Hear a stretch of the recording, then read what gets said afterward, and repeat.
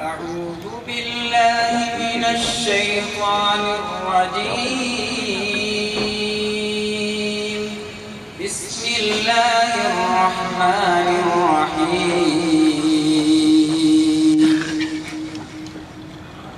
ما كان على النبي من حرج فيما فرض الله له، سنة الله في الذين خلوا من قبل، وكان أمر الله قدرا مقدورا. الذين يبلغون رسالات الله ويخشونه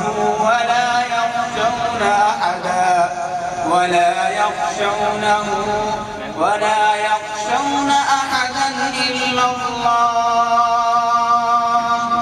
وكفى بالله حسيبا. ما كان محمد أبا أحد من رجالكم ولكن رسول الله وخاتم النبيين، وكان الله بكل شيء عليما. يا أيها الذين آمنوا اذكروا الله ذكرا كثيرا وسبحوه بكرة وأصيلا. هو الذي يصلي عليكم وملائكته ليخرجكم من الظلمات إلى النور، وكان بالمؤمنين رحيما. تحيتهم يوم يلقونه سلام، وأعد لهم أجرا كريما. يا أيها النبي إنا أرسلناك شاهدا ومبشرا ونذيرا وداعيا إلى الله بإذنه وسراجا منيرا. وبشر المؤمنين بأن لهم من الله فضلا كبيرا. ولا تطع الكافرين والمنافقين ودع أذاهم وتوكل على الله، وكفى بالله وكيلا. صدق الله العظيم. कैसे समझेंगे तेरी शान ज़माने वाले, कैसे समझेंगे तेरी शान ज़माने वाले। खुद मिटेंगे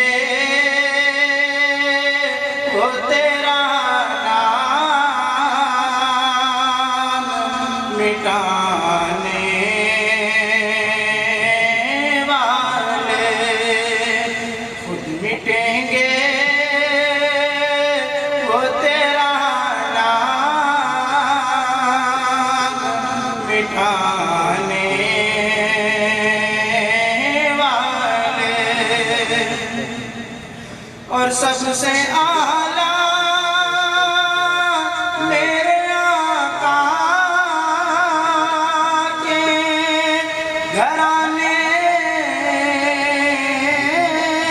वाले, सबसे आला मेरे आका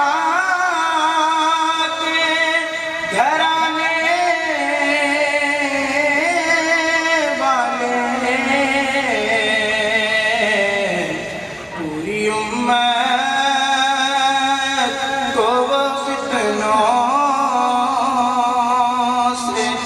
बचाने वाले, पूरी उम्मत को वो फितनों से बचाने वाले। और क्या जरूरत है कि हम चाँद का जलवा देखें,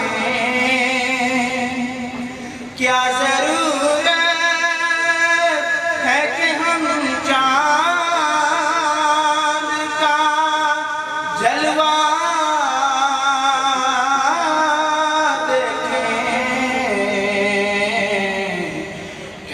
ठहरो है वो अब जुल्फ हटाने वाले।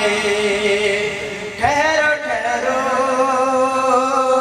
है वो अब जुल्फ हटाने वाले। कैसे समझेंगे तेरी शान ज़माने वाले। खुद मिटेंगे वो तेरा नाम मिटाने वाले। We are here to celebrate the day which reminds us of someone who was chosen as recipient and messenger of God through the divine revelations. Muslims from all walks of life strive to follow his footsteps. After the Holy Quran, the sayings of Prophet, peace be upon him, and his descriptions of his way of life are the most important Muslim texts. Muhammad, peace be upon him, the founder of Islam and the proclaimer of the Quran. The life of the Holy Prophet, peace be upon him, is a role model for every person of this world who believes in Allah and the Day of Judgment. This source of light and guidance, the Prophet, peace be upon him, can lead us completely. In order to rejoice birth of Prophet Muhammad, peace be upon him, we have an eminent personality in our institution, Dr. Mufti Salman Ahmad Khan, a renowned Islamic scholar.